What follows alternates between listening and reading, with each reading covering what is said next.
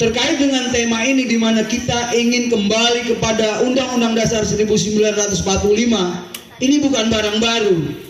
Hatta Taliwang, Pak Ari Lubis bahkan sudah masuk ke gedung DPD bersama Bang Lanyala.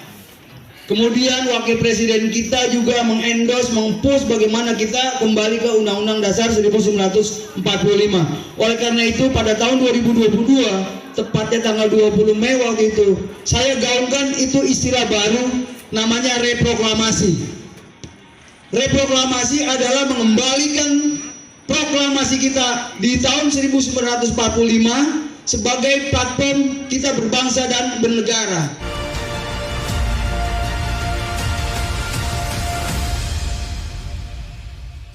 Untuk menunjukkan bahwa Undang Dasar 2002 itu memang bobrok. Jadi kajian itu sudah selesai. Karena kajiannya selesai, maka kembali ke Undang Dasar 45. Nah, jadi Undang Dasar 45 ini tidak terlalu banyak. Kan sudah kembali kan? Nah, setelah kembali baru ini toh yang perlu diadaptasi. Misalnya jabatan presidennya jadi masalah, diadendum, diberikan keterangan cuma sedikit. MK, tidak usah lagi MK, fungsinya MK dibawa ke MA, karena itu namanya peradilan politik. MK itu peradilan politik. Saya yang seharusnya dulu di situ, Pak. Karena masalah politik mau diselesaikan dengan jubah hakim. Waduh, penipuan itu. Udah bawa ke Mahkamah Agung. Kalau masalah itu, DPD, saya adendum. DPD saya para pendiri negara kita tercanggih di dunia. Ini saya pertaruhkan ilmu saya ya. Saya pertaruhkan ilmu saya dan kampus saya, Universitas Indonesia. Saya tidak pernah menemukan sistem politik yang sangat canggih itu, bahwa di atasnya ada institusi penjelmaan rakyat. Penjelmaan rakyat. Sekalian saya bicara ya, karena supaya saya tidak bicara lagi di belakang. Institusi penjelmaan rakyat. Di bawahnya Dewan Pertimbangan. Baru ada trias politika, baru ada infrastruktur. Ini digunting, Pak. MPR-nya dihabisi, DPA-nya dihabisi. Coba bayangkan itu. Padahal pendiri negara kita sudah tahu kenapa perlu ada MPR, institusi penjelmaan rakyat. Dan di dalamnya adalah institusi perwakilan politik. Karena ini masalah besar. Sistem presidensil ada kelemahannya, sistem parlementer ada kelemahannya. Karena itu yang menyelesaikan ini adalah institusi penjelmaan rakyat, namanya MPR. Celakanya banyak dosen yang tidak tahu kalau MPR itu adalah institusi penjelmaan rakyat. Terakhir saya pernah tanya, itu Jibril kalau mau berkomunikasi dengan Rasulullah Nabi Muhammad, dia pakai wajah aslinya atau tidak?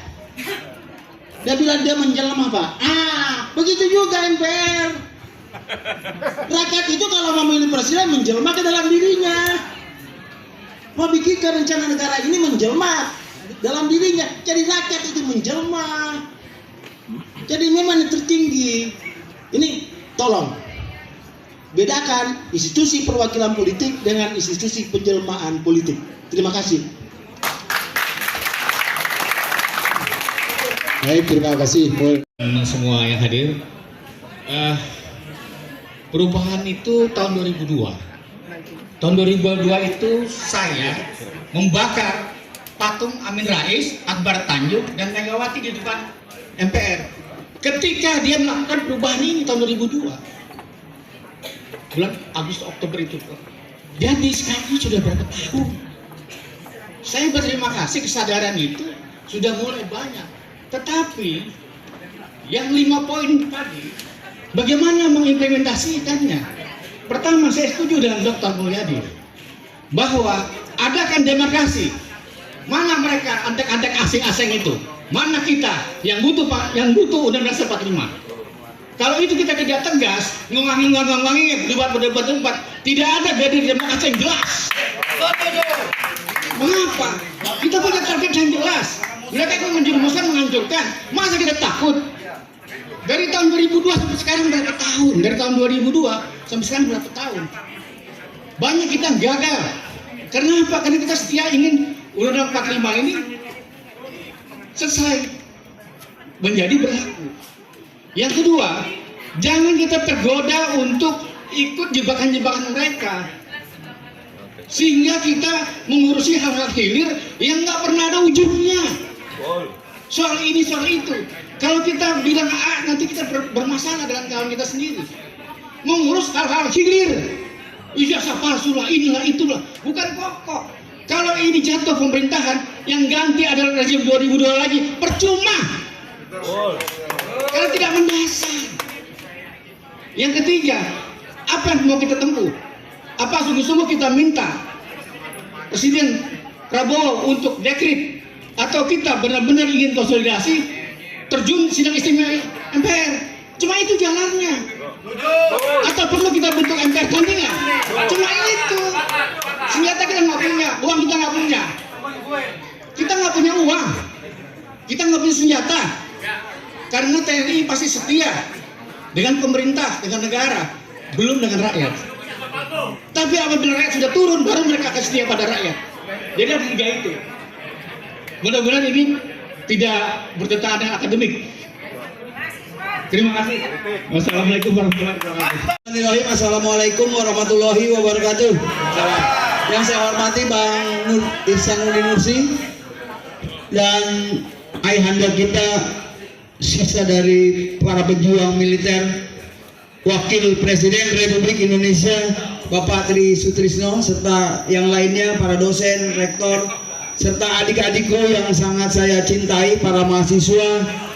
Karena perlu saya ingatkan, saya Bang Jali Pitung dalam waktu seminggu lagi akan meninggal dunia. Jadi bangsa ini akan saya titipkan kepada generasi muda. Tahun 2022 itu dalam rangka memperingati Hari Kebangkitan Nasional, saya persembahkan lagu Selamatkan Indonesia untuk mahasiswa. Mudah-mudahan lagu ini mengilhami, menginspirasi perjuangan adik-adik kita semua. Terkait dengan tema ini, di mana kita ingin kembali kepada Undang-Undang Dasar 1945, ini bukan barang baru. Hatta Taliwa, Pak Ari Lubis bahkan sudah masuk ke gedung DPD bersama Bang Lanyala. Kemudian Wakil Presiden kita juga mengendorse, meng-push bagaimana kita kembali ke Undang-Undang Dasar 1945. Oleh karena itu pada tahun 2022, tepatnya tanggal 20 Mei waktu itu, saya gaungkan itu istilah baru, namanya reproklamasi. Reproklamasi adalah mengembalikan proklamasi kita di tahun 1945 sebagai platform kita berbangsa dan bernegara. Nah, gilanya kita ini akibat belajar juga, atau mungkin saya salah menafsirkan. Kita ini kan gila westernisasi. Kita gila yang namanya demokrasi dan demokratisasi. Demokratisasi ala barat, lahir Undang-Undang 2022, amandemen 2002 maksud saya, ini melahirkan undang-undang turunan baru. 2017 lahir Undang-Undang Pemilu nomor 7. Kemudian undang-undang lain, ada undang-undang SDA apa dan sebagainya. Sebenarnya sederhana. Bagaimana membangun bangsa ini, para founding father kita sudah mengikrarkan itu.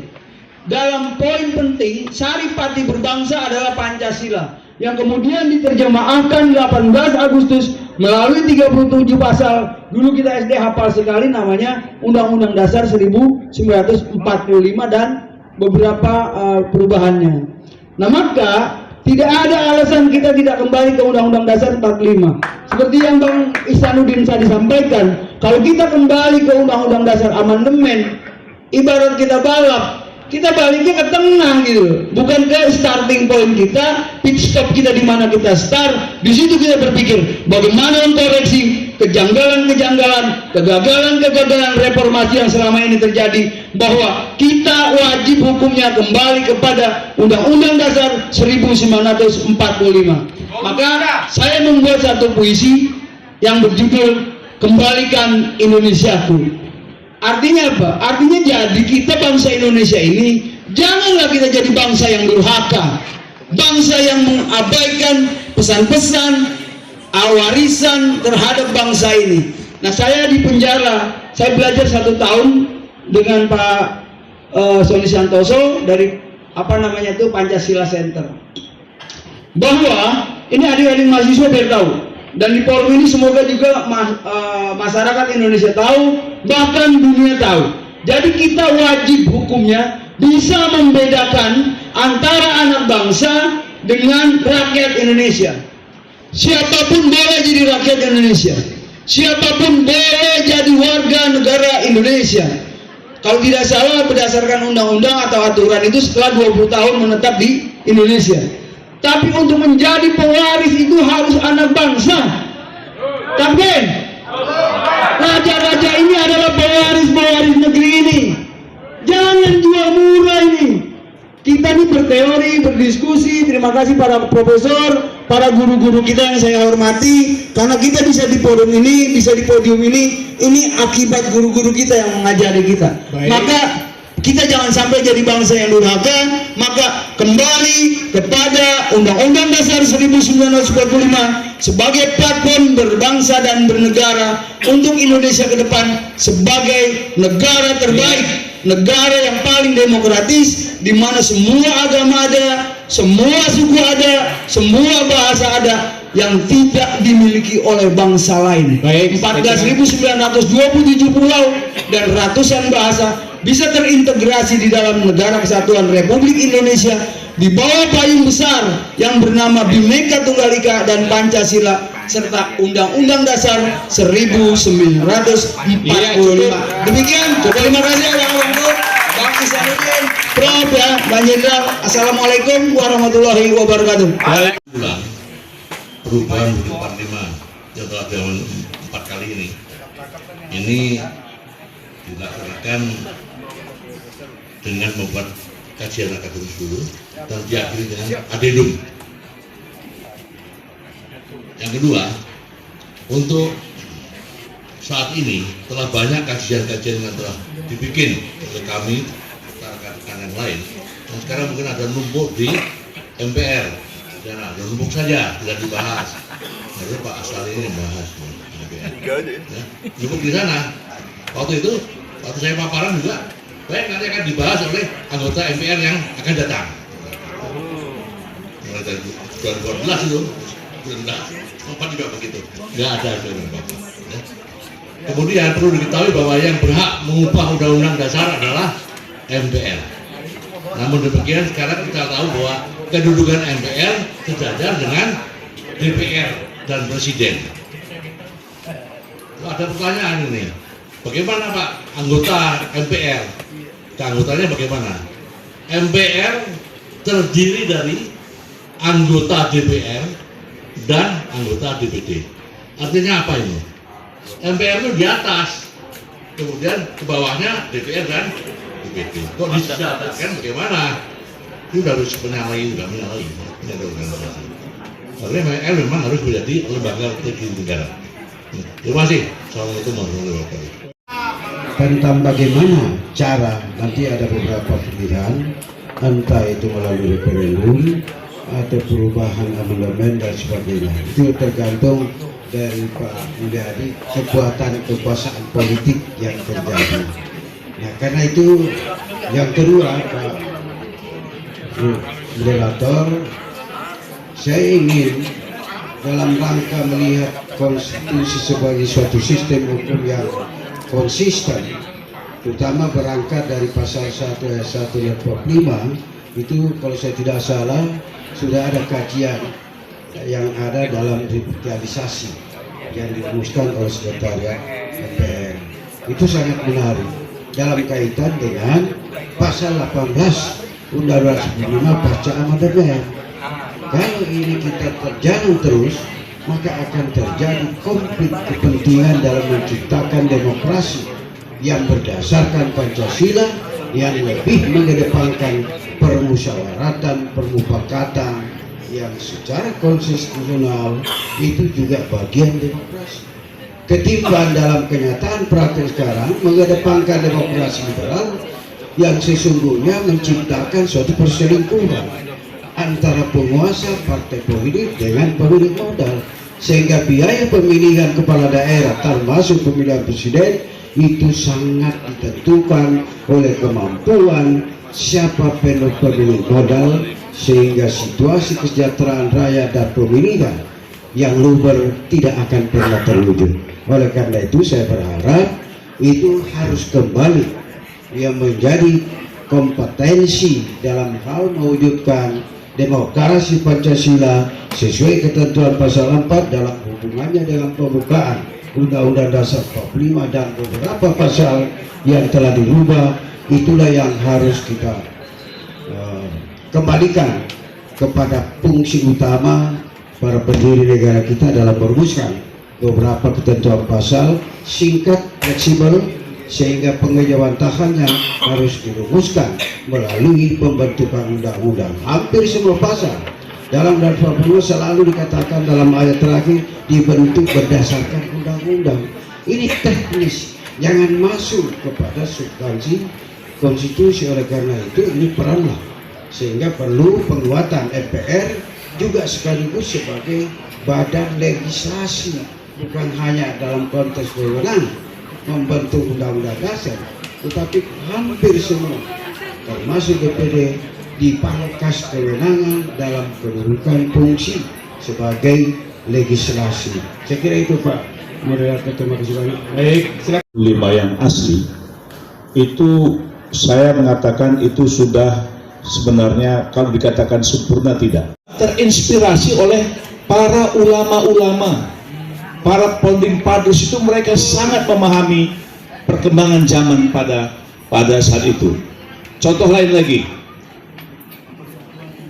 tadi saya menyebutkan ada catatan sejarah runtuhnya kekhalifahan Turki Utsmani itu dengan paksaan karena kalah Perang Dunia Pertama. Satu, negara itu jangan kait-kaitkan dengan agama. Itulah negara yang dibentuk setelah runtuhnya itu. Tapi para founding fathers kita itu hampir semua tokoh berbicara bahwa negara itu harus bertuhan. Sampailah pada rumusan negara kesatuan Republik Indonesia berdasarkan pada ketuhanan yang Maha Esa. Walaupun di 22 Juni ada 7 kata dengan kewajiban menjalankan syariat Islam bagi pemeluk-pemeluknya. Itu juga sebenarnya sudah kompromi, sudah dialog, sudah selesai. Tapi pada 18 Agustus ada pencoretan, enggak ada masalah. Yang penting kita tetap bertuhan yang Maha Esa. Saya kira itu sebuah kompromi yang sangat luar biasa. Dan yang kedua, MPR melaksanakan perbaikan atau tadi adendum. Selesai, cuma 2 itu tadi. Apakah melanggar? Oh enggak, karena saya sederajat dengan MPR. DPR mau marah, saya sederajat. Kan tidak ada lagi MPR. MPR bukan lagi lembaga tertinggi negara. MPR itu cuma cangkangnya saja. Cangkang ya. Isinya itu cuma DPD dengan itu. Nah kalau sudah presiden mengatakan, apalagi kondisi sekarang, aman Pak. Yuk. Ya, tidak ada problem. Mengenai gerakan politik, udah selesai itu. Kenapa? Karena sekarang cuma kan yang berani ngomong-ngomong itu cuma di media doang. Coba tampil sekarang. Kita mau berdebat, berdialog tentang ini, argumen akademik ya. Jangan pakai otak, jangan otot gitu. Jangan pakai ancam-ancam kan. Ya kalau pakai ancam-ancam apa-apa, saya tidak mau. Tapi kalau saya mengatakan seperti tadi, ini udah dasar kilat, enggak. Ini di dalamnya proses deliberasi politik. Di dalamnya sudah terkandung 1. dekolonisasi, 2. deimperialisme, ada kemerdekaan, ada kebebasan, ada kesejahteraan politik di situ. Itu yang ada kemanusiaan. Yang terakhir dasar negara kita Pak. Hebat, paling hebat di dunia. Tuhan yang Esa, di bawahnya manusia yang beradab, 3. bangsa yang bersatu, 4. rakyat yang berdaulat, 5. masyarakat yang makmur. Negara apa lagi? Konstitusi apa lagi yang Bapak cari? Kala itu HAM. Sila kedua, manusia yang beradab. Apalagi kita tidak perlu negara teokrasi. Semua agama mengatakan Tuhan yang esa. Jadi kalau tidak Tuhannya tidak esa, suruh keluar, ya kan? Semua bangsa kita bangsawan. Bangsawan itu orang yang mengabdi sama bangsanya. Orang yang tidak mengabdi sama bangsanya namanya bangsat. Terima kasih, Pak. Baik, Bapak Ibu sekalian, Undang Dasar 45 yang dilakukan sejak 1999 sampai dengan 2002 dilakukan dalam suasana parlemen yang tidak sehat. Yes. Yang kedua, akibat amandemen tadi yang dilakukan selama 4 tahun, selama 4 kali, telah terjadi kehidupan bangsa yang memburuk. Pola pemerintahan yang menyimpang dan kita makin jauh dari Pancasila. Yang kedua, yang ketiga, Undang-Undang Dasar 2002 adalah cacat hukum. Penting dicatat, itu pernyataan Pak Tegus tadi adalah cacat hukum dengan 5 alasannya. Lalu yang berikutnya adalah disampaikan Bapak sekalian, kajian akademik harus dilakukan walaupun sudah menumpuk bahan di MPR. Nah, kalimat menumpuk ini membuktikan bahwa memang kedaulatan di tangan partai politik. Bahwa kajian yang sudah menumpuk di MPR ini membuktikan bahwa kedaulatan berada di tangan partai politik. Sehingga kehendak politik atau political will sangat tergantung pada ketua umum partai politik. Itu berikutnya. Yang berikutnya yang harus kita catat adalah perselingkuhan yang terjadi antara penguasa dengan pengusaha harus dihentikan. Jika tidak, maka rakyat banyak yang akan ditindasinya. Lalu yang berikutnya adalah urusan dekret presiden dengan Piagam Jakarta yang menjiwai sesungguhnya sudah selesai. Karena toleransi umat Islam yang sedemikian besarnya, baik pada pada 7 kata kunci maupun pada kata-kata presiden adalah orang Indonesia asli beragama Islam. Yang terpenting bagi kajian akademik di sini adalah bagaimana kita menerjemahkan secara historis, sosiologis, genealogis dan ideologis tentang Presiden Indonesia adalah orang Indonesia asli. Terakhir, ini kalimat penting dan ini merujuk pada sosiologis historis. Bapak Ibu sekalian, ketika Bung Karno pidato pada 1 Juni 1945 dan 18 Juni 1945 dirumuskan Pancasila, maka sesungguhnya seperti yang tadi Pak Tri Sutrisno sampaikan, mari kita rangkul semua kekuatan. Mari kita rangkul semua kekuatan untuk tegak dan harkatnya bangsa ini. Maka mendemarkasi antara nasionalis dengan komprador. Saya ulang, mendemarkasi antara nasionalis dan komprador hanya mempertajam pecah belah bangsa ini. Karena itu seorang komprador atau kelompok komprador perlu ditempatkan pada tempatnya yang proporsional. Sementara yang nasionalis memang patut memperjuangkan harkat martabatnya demi selamatnya bangsa Indonesia. Terima kasih. Assalamualaikum warahmatullahi wabarakatuh.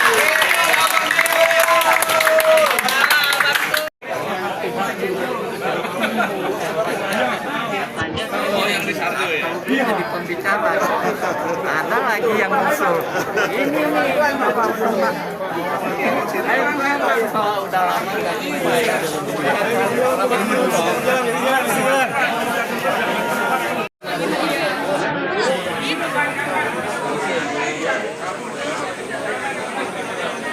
Oh, mau keluar ya?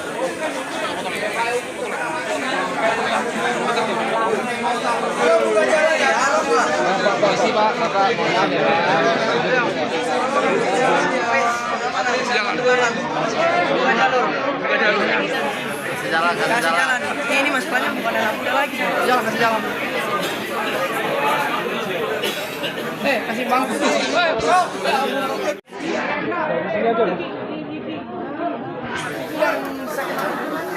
ini harus keluar.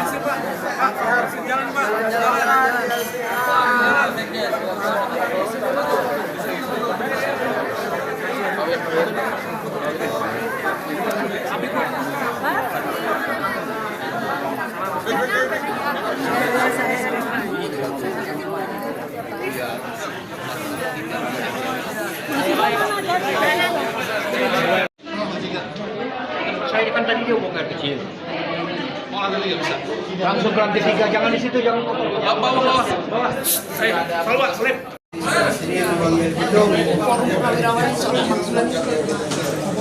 Forum Purnawirawan soal pemakzulan itu bagaimana? Kelanjutan dari penandatanganan Forum Purnawirawan soal pemakzulan Mas Gibran. Ini belum berlanjut. Ini selesai perjuangan ini sampai menemukan hasil menata kembali apa dibicarakan tadi. Sampai MPR untuk kita garap bersama MPR. Dari kampus seluruhnya ini sampai 60 kampus termasuk Jawa untuk mendorong membackup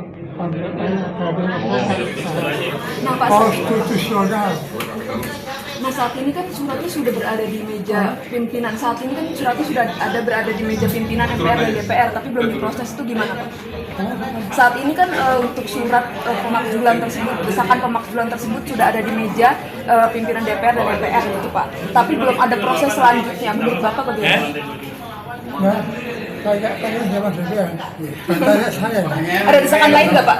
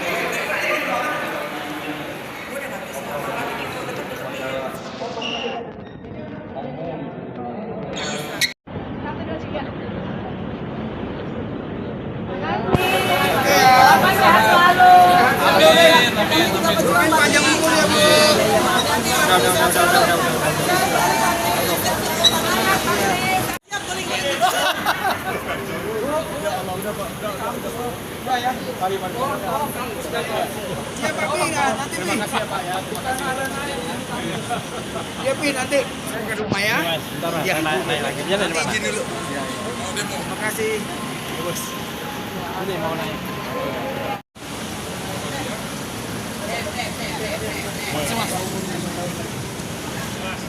Mas.